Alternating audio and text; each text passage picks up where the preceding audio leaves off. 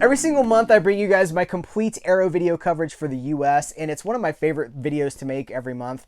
This month is especially exciting for me because we're talking about Blood Money, the European Western box set that is sort of a companion piece to Vengeance Trails, which you know probably already. You know my affection for Westerns, and you know that this was one of my favorite releases last year.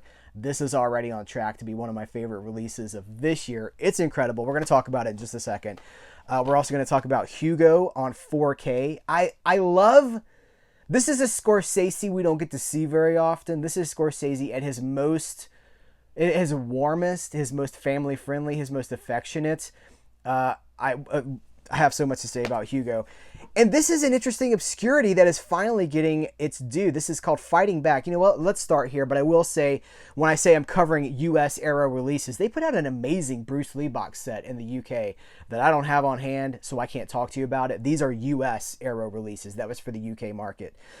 Fighting Back is it feels like a Death Wish exploitation movie. Charles Bronson, Death Wish. Dino De Laurentiis picked up the rights, the movie rights for the Death Wish novel when it was put out in the 70s. And they made a Death Wish movie out of that. And then years go by. My understanding, he sells those rights, the Death Wish screen rights. And they pick up Death Wish, years after the first Death Wish movie. They're like, let's go in on a bunch of sequels. And so we have all these Death Wish sequels that were made without, when De Laurentiis didn't have that license anymore. So he puts out Fighting Back, which is basically like his version of a Death Wish movie. And it's got Tom Skerritt and Yaphet Kotto a few years after, they were an Alien together. This is a few years later. It is essentially... it feels like a Death Wish exploitation movie. Regular guy in a town that's overridden by crime decides to take matters into his own hands. That's what this is.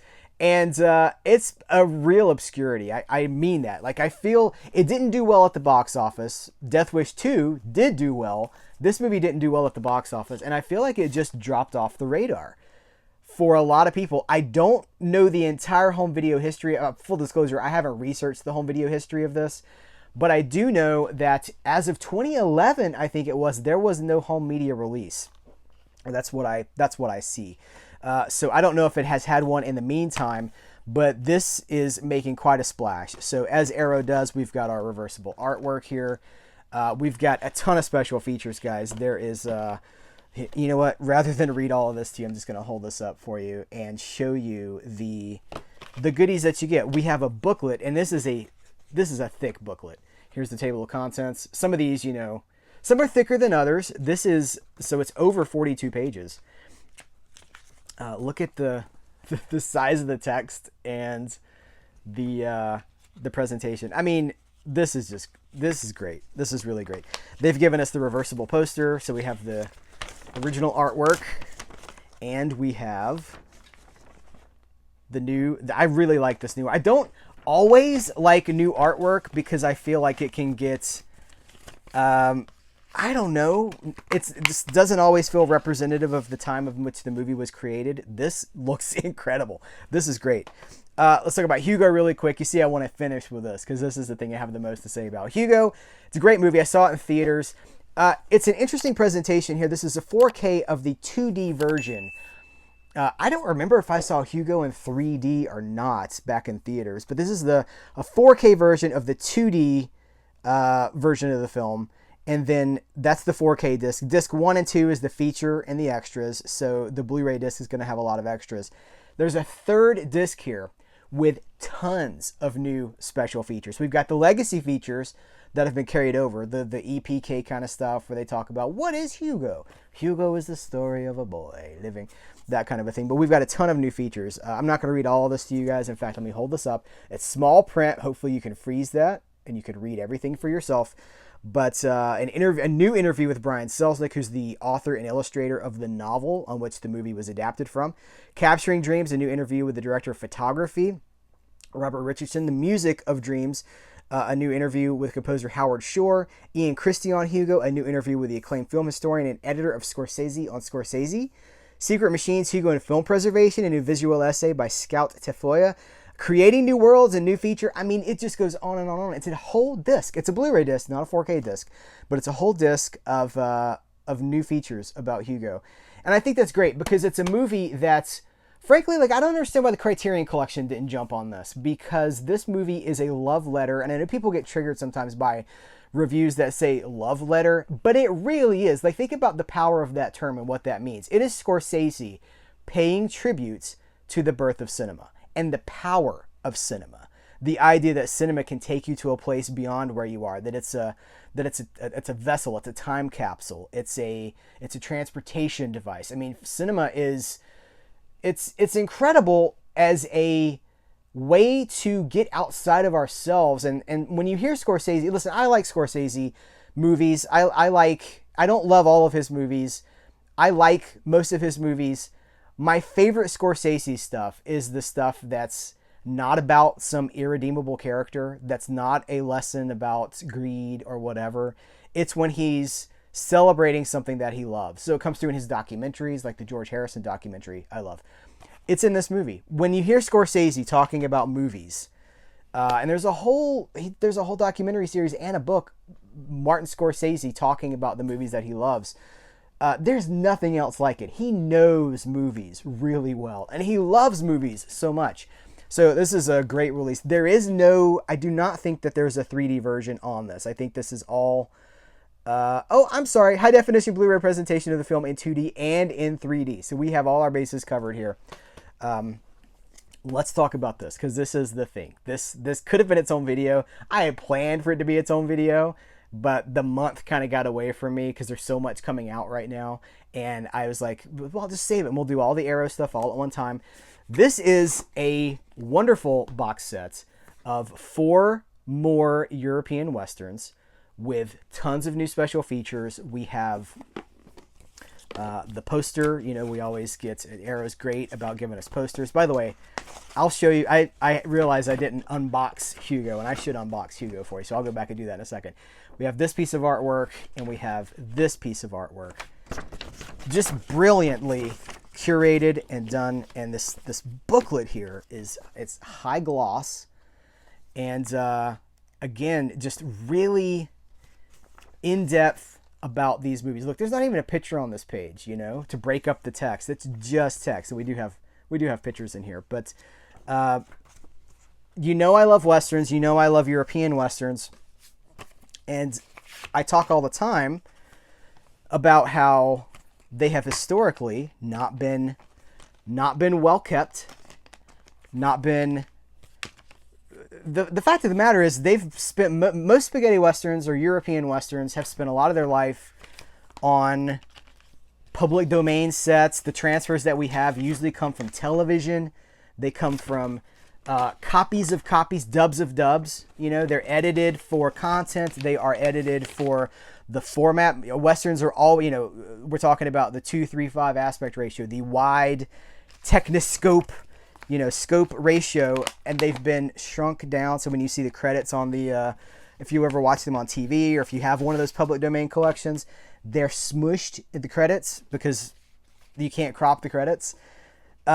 They have never been a respected part of movie history until now. And so that's what makes this such a great moment that we're living through, because these movies they're pop, right?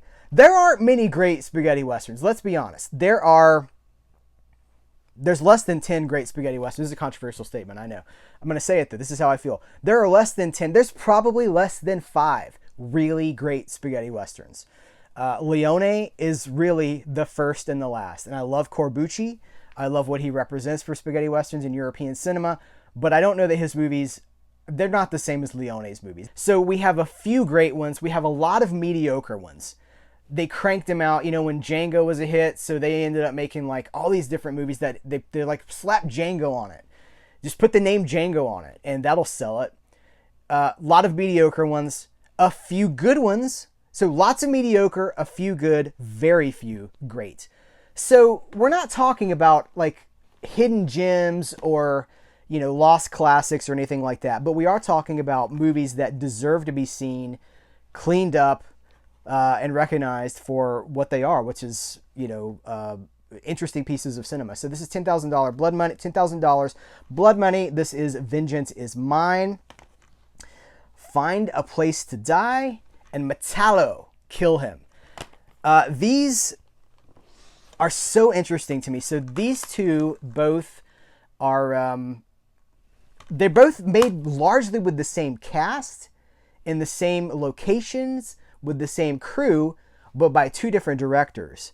They star, one of the bad guy in these movies is played by, I should say the hero is played by Johnny Garco. The bad guy is played by Jean-Marie Valente's brother, and they look almost just alike. Jean-Marie Valente was the bad guy in the first two Leone movies. The first Fistful of Dollars and For a Few Dollars More.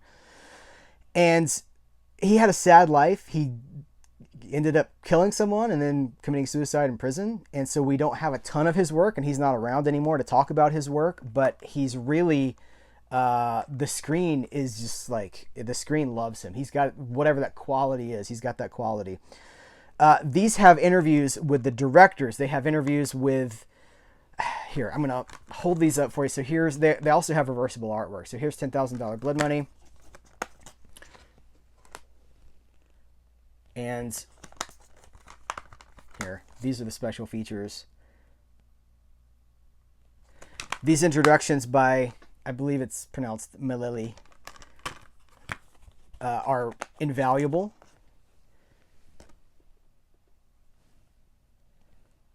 And one of the things that I love about this is that the special features are honest. You know, we get a lot of bonus materials where I feel like they're trying to sell us something even though we've already bought it. And the special features here, like they're talking to one of the producers, you know, and he's like, and they're in Italian. By the way, I do need to tell you, $10,000 Blood Money has a special feature with Johnny Garco and I think it's the writer. Anyway, it's in Italian, and about halfway through the subtitles cut out and they don't come back. So I don't know if there's going to be a replacement program issued for that. They would be justified to not do it if that's what they decide, because it is a special feature. It's a bonus feature. I hope that they do fix the issue, because I would like to see that interview. It was really interesting, but they don't. That's what's. I haven't heard anything about it yet. But they're talking to one of the producers, and he's like, I don't really love Westerns. I don't, there's a few, I like some of the American Westerns. I think he names, maybe The Man Who Shot Liberty Valance. He references John Ford. He's like, I don't really like Westerns. So this was just a job. And he says, he's like, there aren't many great spaghetti Westerns. He doesn't call them spaghetti Westerns, but there aren't that many great Italian Westerns. There's a few, Leone, pretty much the beginning and the end, which I agree with, cause I just said it. But he's like, you know, this was a job, and there's only so many plots, and you know, we did our best. I appreciate that. That's refreshing honesty, because I agree with that. Like an Italian Western can never touch an American Western at the top of its game. I would say even a B Western.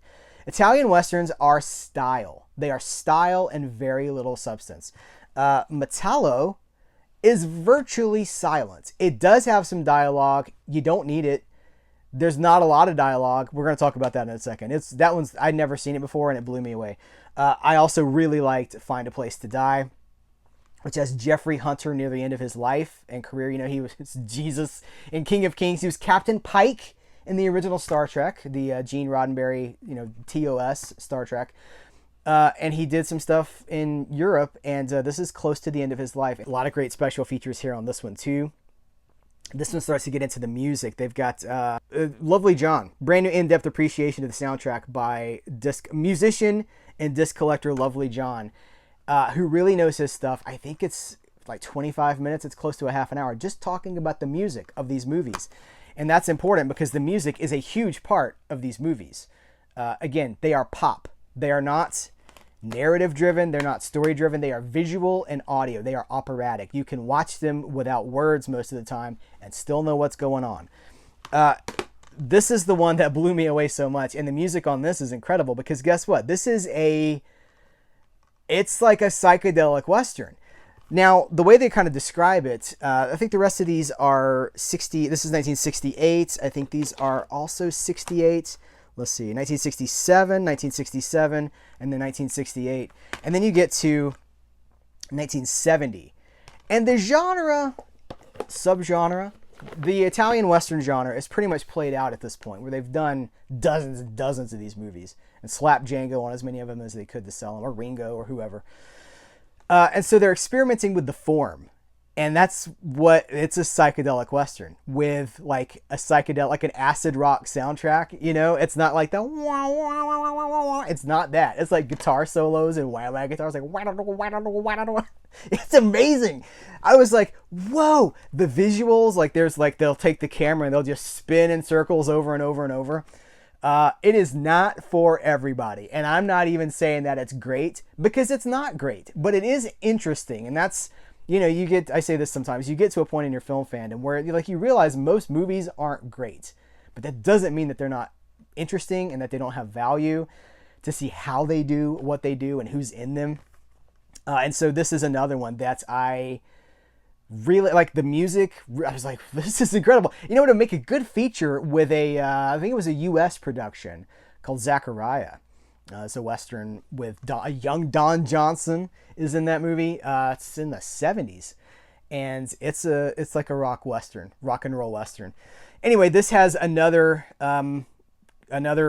lengthy discourse on the music by Lovely John, talking about why this is incredible. It has commentaries. I mean, all these.